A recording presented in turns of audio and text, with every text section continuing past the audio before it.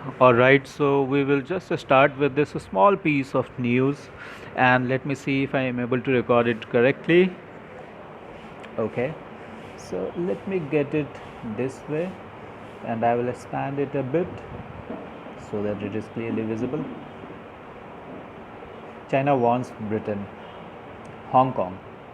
And friends, if you don't know, Hong Kong, this country, Hong Kong, it was under the rule of the Britishers since 98 or 99, 97. I'm not too sure. So the Brits left that colony of theirs and they gave the guardianship to the Chinese. The Chinese were looking after Hong Kong. Hong Kong flourished as an independent country. Now China wants to uh, propose some law, implement some law there regarding the extradition, and that is why the protests are going on, and that is why there is a warning from Britain to China. Now let us get back to our task. China warned Britain on Wednesday that interfering in Hong Kong will backfire. So the word will be backfire. After the former colonial power vowed to give sanctuary to locals who may flee the city if a controversial security law is passed.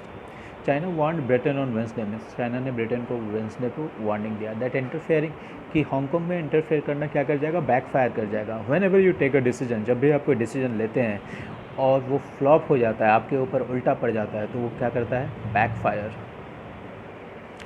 जैसे for example the decision of not playing any x spinner backfired on the team after the former colonial power. देखिए यहाँ Britain के लिए क्या लिखा है, formal colonial power. Formal colonial power, Britain ने अपना कॉलोनी बनाया था इसलिए ये कॉलोनियल पावर हो गया, और ब्रिटेन अब चूँकि कॉलोनियल पावर नहीं है इसीलिए फॉर्मल लगा दिया, formal colonial power. Vowed to give century to locals.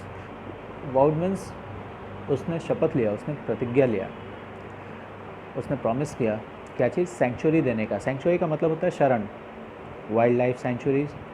Century का मतलब शरण, शरण देने का किनको, लोकल्स का. हु मे फ्ली, फ्ली का मतलब स्केप, फ्ली स्केप, जो स्केप करेंगे सिटी को.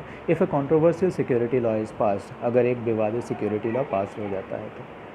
Prime Minister Boris Johnson had said in a column that he would offer millions of Hong Kongers visas and a possible route to UK citizenship if China persists with the law. Prime minister Boris Johnson ने अपने column में यहाँ तक कहा है कि millions of हांगकॉन्गर्स, लाखों हांगकॉन्गर्स को वो क्या देंगे, वीज़ा देंगे और यूके की सिटीजनशिप का एक रूट देंगे, रास्ता देंगे, अगर चाइना उस लॉ के साथ परसिस्ट करता है. परसिस्ट करता है मतलब उस लॉ के साथ टिके रहता है, उसको छोड़ता नहीं है. ठीक है. So if you persist with something, आप अपने बात पे टिके रहते हैं. He persisted on the same, he kept persisting on the same point.